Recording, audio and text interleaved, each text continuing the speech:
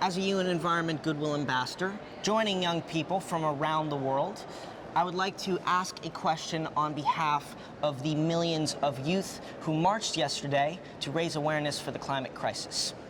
Mr. Secretary General, what should they do next? Well, first, it is clear what we need to do. It is clear that we have a climate emergency. It is clear that climate change is running faster than what we are. We see disasters all over the world. We see the sea rising. We see glaciers melting. We see corals bleaching. We see public health being threatened. We see people dying in all kinds of circumstances. So we know what needs to be done. The scientists have told us we need to keep the temperature below 1.5 degree or at 1.5 degree growth until the end of the century, and they need to be carbon neutral in 2050.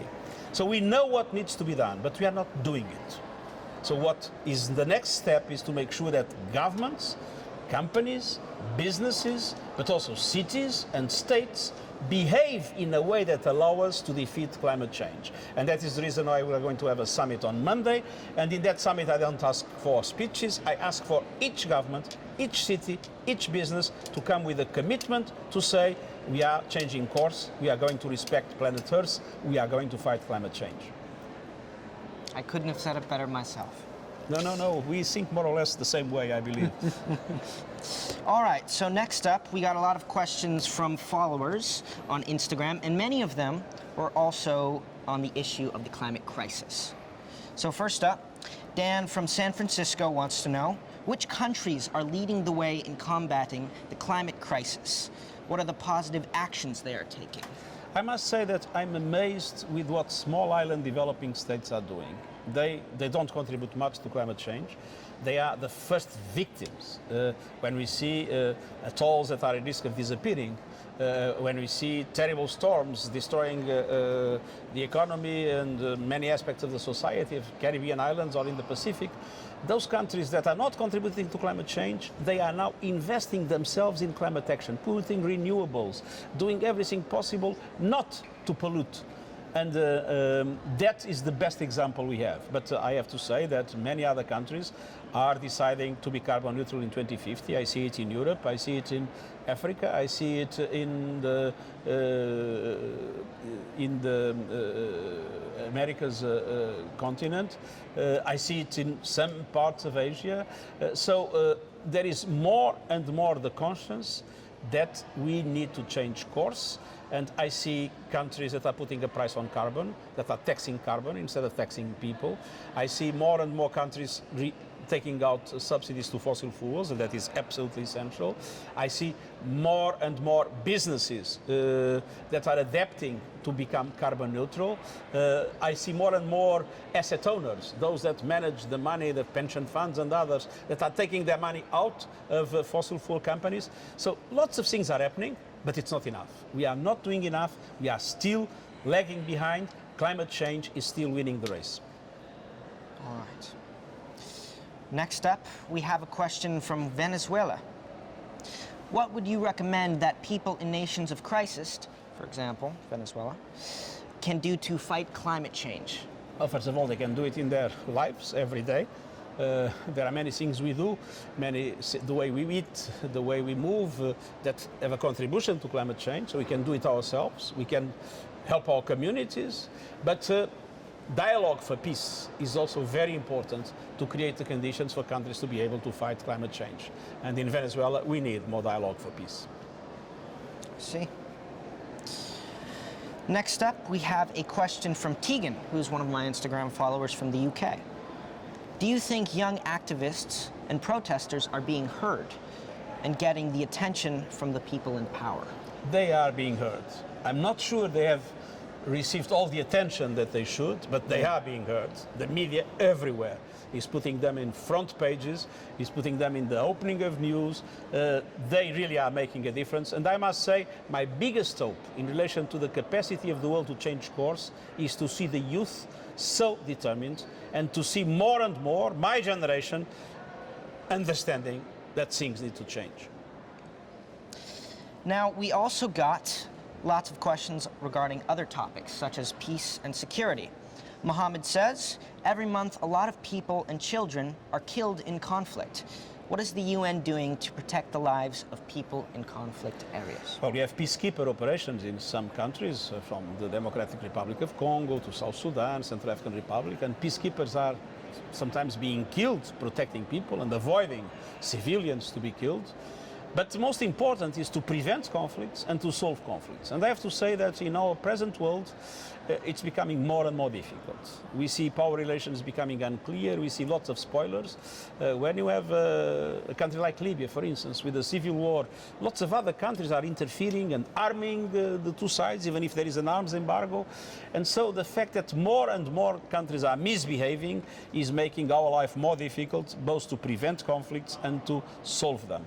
And so it is absolutely essential that international law is respected, international humanitarian law is respected. And that's absolutely essential that the Security Council, where the key countries in the world are represented, is able to unite to make sure that peace is guaranteed in areas where, unfortunately, we struggle to preserve it or we struggle to reestablish it. Another question that came up: what can the UN do about the rise of extremism, which often targets young people, especially through social media? We have launched now a UN global campaign against hate speech.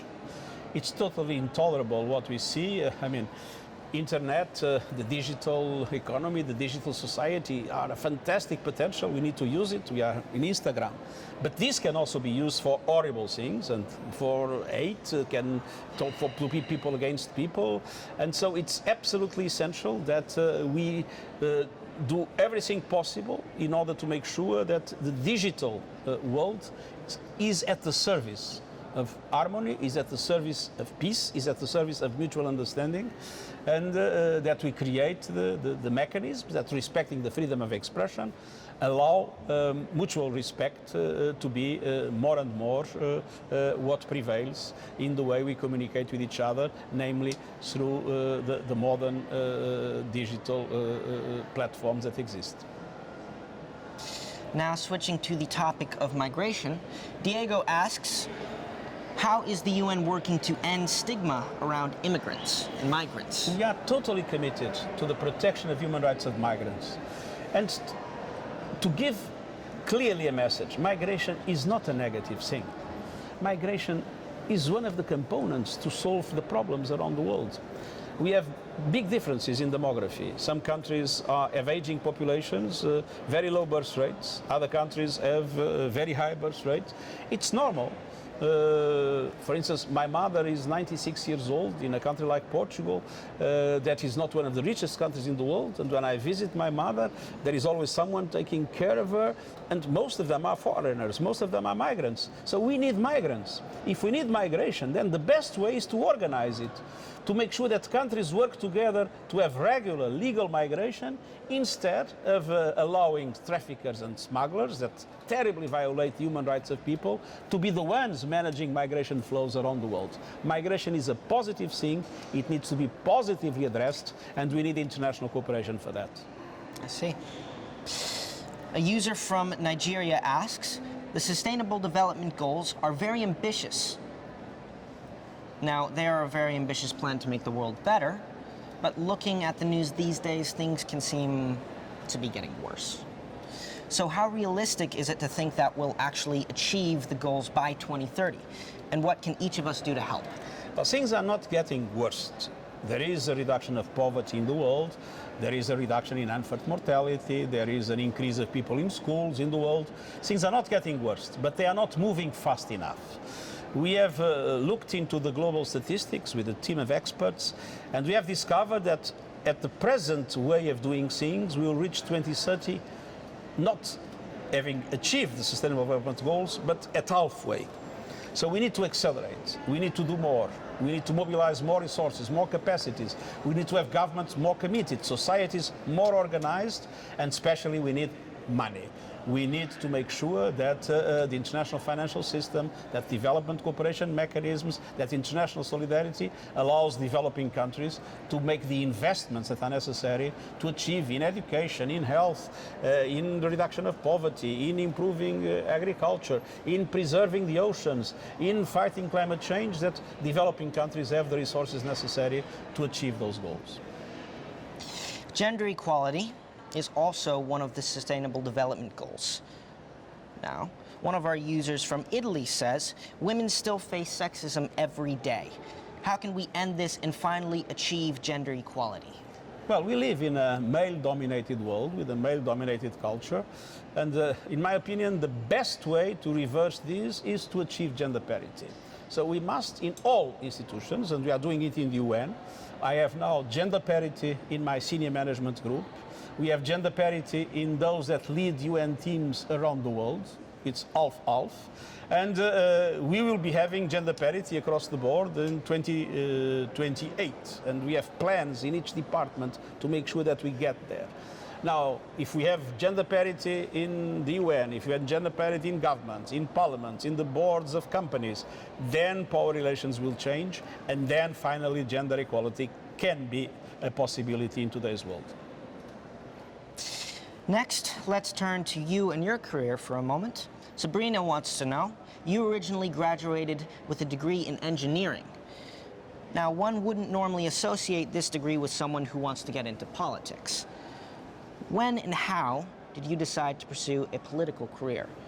Were there any defining moments that made you make the decision? Well, when I was a student, Portugal was still in a dictatorship at the time, and there was a lot of poverty. There were slums in Lisbon. And I was part of a youth Catholic movement that were working in some of those slums, trying to help people in education, in health, in different other aspects.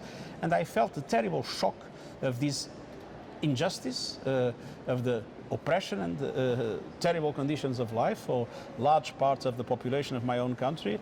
And I felt that I was privileged, I had the best possible education, the best support from, so I needed to do something to reverse these tragedies that I was witnessing, and I decided to get into politics. I was lucky that we had a revolution, we had a new democracy, the youth was very strongly involved, there were lots of opportunities for young people like me at the time to intervene politically, and so that became my first period of activism, politics. And then when at a certain moment I discovered that I had reached the limit of what I could do in political life, I left and I went into humanitarian work. I was High Commissioner for Refugees during more than 10 years, supporting refugees all over the world. And then I also understood that just to support refugees is not enough. We need to do something to avoid the situations that force people to flee. And that is why I presented myself as a candidate for Secretary General now. I mean, what this shows is that what we learn in the university is not so important. What it is important is to learn how to learn and to be able to adapt during our life to the circumstances we face, to be able to do in any moment what we believe is the right thing to do, especially to support those that were much less privileged than what we are. Now, finally, many of your young followers are very supportive of the UN. Lily wants to know, how can we build a stronger UN and unite the world? To build a stronger UN, it's very important that societies themselves engage with the UN and that there is a voice given to societies and to the youth. And that is why we are having, for instance, a youth summit before our climate summit. The UN is, of course, an organization of governments, but if we want to strengthen it, we must make it more and more an organization of people. And we must give voice to people and must give people influence in the work of the UN and in the decisions that are taken in the different UN institutions. Well, unfortunately, that is all the time we have. On behalf of the Instagram viewers watching, I'd like to thank you, Secretary General, for taking the time to answer these questions. Thank you very much and all the best to all of you. Thank you. Thank you very much.